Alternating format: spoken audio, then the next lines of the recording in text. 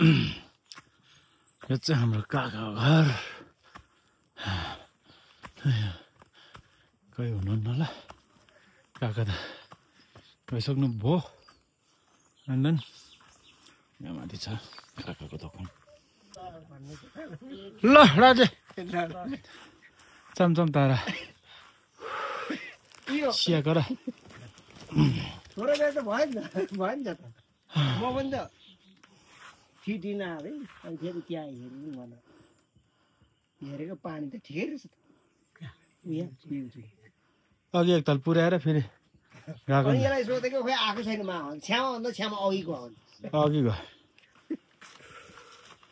यहाँ चाहिँ हाम्रो काकी यहाँ हाम्रो भान्जी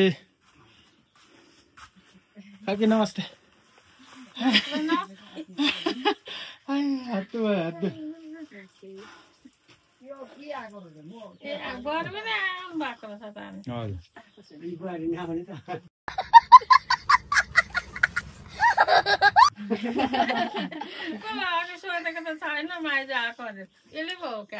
छैन आएको भन्छ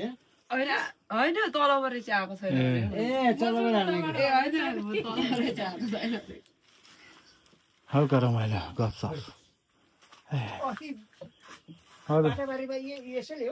त हो त दाजु आम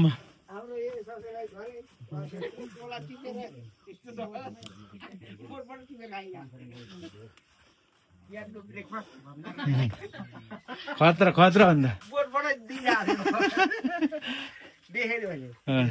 के भन्नु छ दाजु हाम्रो कान्छ दाजु केही छैन केही कथा त अब जाने भयो गोठमा बसेर त्यसपछि कहाँ अन्त उनीहरूलाई के थाहा हुन्छ गोठमा यस्तो गर्थ्यो माथि अन्तर बाजे थियो लडतर्क भइसक्यो त्यसो त अब पहिला रातै पानी हो नि त अब पहिले चाहिँ हामीले गोठ लान्थ्यौँ हाम्रो कालीगुरु खाल्थ्यो सबले अनि त्यहाँबाट थपियो माथि लामा अन्तरे हो उसले एउटा भैँसी पालेको रहेछ भैँसी पनि गोठमा लगेको गाई गर्दा त्यहाँदेखि सोद्धो रहेछ अरू मान्छेले मसिनो भुराहरूले अथवा ठुलो मान्छेले ए हाम्रो भैँसी लतर्क छ त छ के त पाडा झन् प्याउर दुध आउँछ गए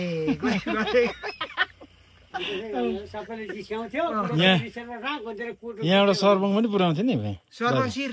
सर्बङको माथि हो यस्तो गरेर हामीले आम्मामा दुःख त नगरेको होइन त भकारी बोकेर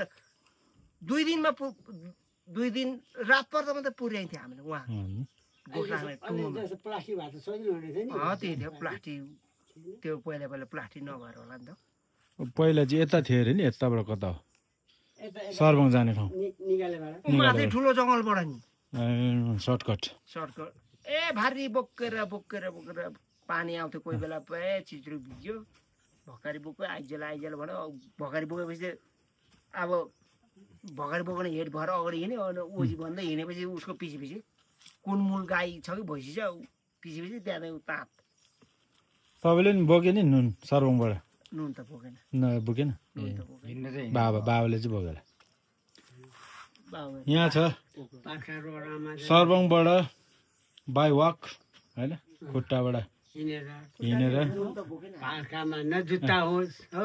नुन बोकेर यहाँ चिराङ आइपुग्थ्यो अरे कति घन्टा लाग्थ्यो कि कति दिन लाग्थ्यो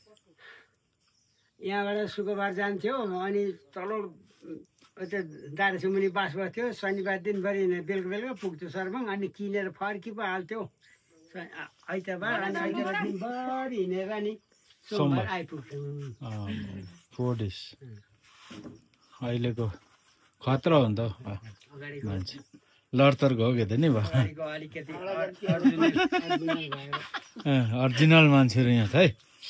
सर्बङदेखि 50 केजीको नि नुन त त्यति अलिक कम्ती 20 केजी मात्रै ल्याउँछ 50 केजी बोकेर पुलाम बाजेले मात्रै ल्याउँछ अरे 2 मन बोकेर 20 केजी नुन सर्बङबाट यहाँ चिराङसम्म हिँडेर ल्याउँथ्यो अरे